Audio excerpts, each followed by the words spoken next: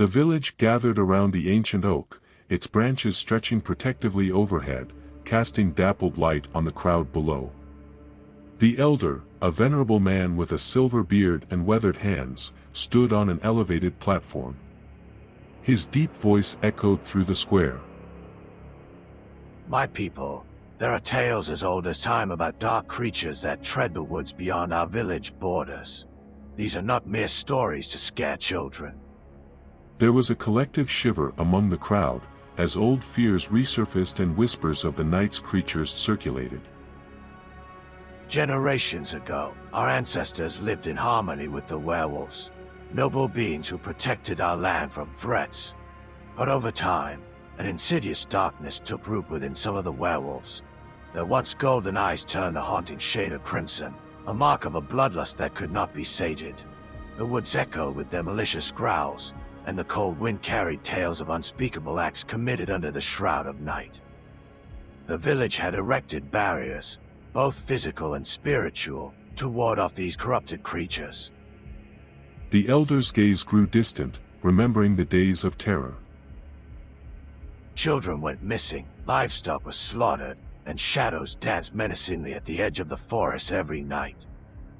A murmur rippled through the crowd, old memories stirring in the hearts of the older villagers, and tales passed down through generations becoming real for the younger ones. They say the red-eyed werewolves were once protectors turned predators, lured by a dark force deep within the forest. A force that still exists. Suddenly, a cold breeze blew through the village, extinguishing the torches and plunging the square into darkness. Whispers grew frantic as eyes darted around, searching for a source of the sudden chill. In the distance, an eerie howl resonated, followed by others, each more chilling than the last. Go to your homes, light sage and salt your doorways.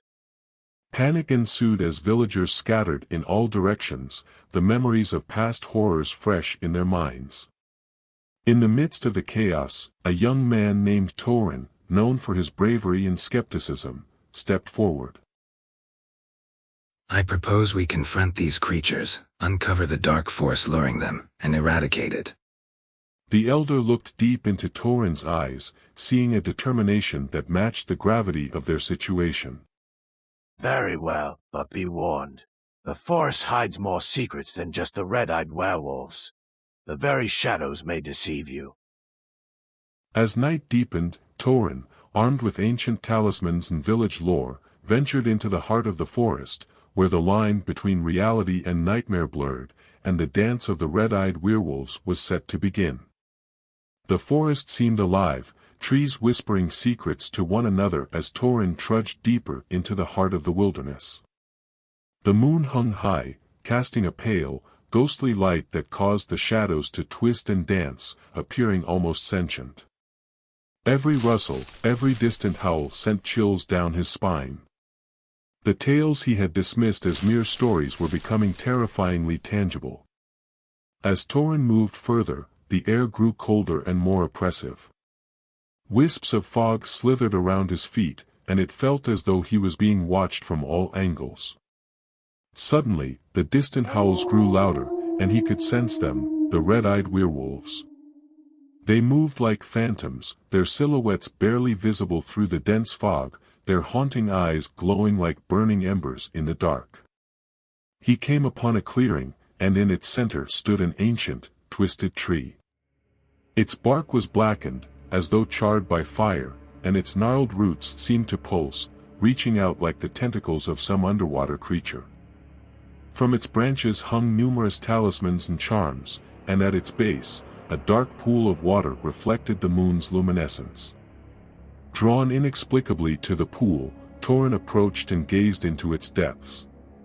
The water seemed infinite, and within it, he saw visions, memories of the village's past and the moment the werewolves were first consumed by the dark force. It was this tree, this very pool, that was the source of the corruption.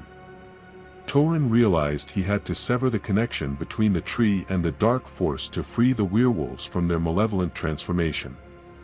But as he moved to act, the ground trembled beneath him. From the pool rose a shadowy figure, its form indistinct and shifting, its eyes 2 pinpricks of pure darkness. You dare challenge the ancient force that has claimed these woods? It hissed, its voice echoing like a multitude of whispers. Summoning all his courage, Torin clutched the talismans he had brought and chanted an old incantation the elder had taught him. The shadow creature writhed and screamed, trying to break free from the pull of the words. As the battle of wills raged on, the red-eyed werewolves circled the clearing.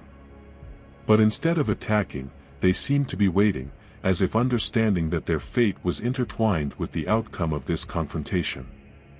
Hours felt like moments and moments like hours until finally, with a deafening scream, the shadowy figure was sucked back into the pool, which turned crystal clear. The ancient tree crumbled to dust, and as it did, the werewolves' eyes shifted from crimson back to their natural gold. Drained but victorious, Torin made his way back to the village. The werewolves, now freed from the dark force's grip, disappeared into the depths of the forest, their howls now songs of gratitude and freedom. Upon his return, the village celebrated Torin's bravery and the end of the red-eyed terror. But the elder, while joyful, gave a word of caution. The dark force is ancient and persistent. It may be gone for now, but it is not defeated. We must always be vigilant. And so, while peace returned to the village, an eerie respect for the forest and its mysteries remained, a haunting reminder of the thin line between the known and the unknown.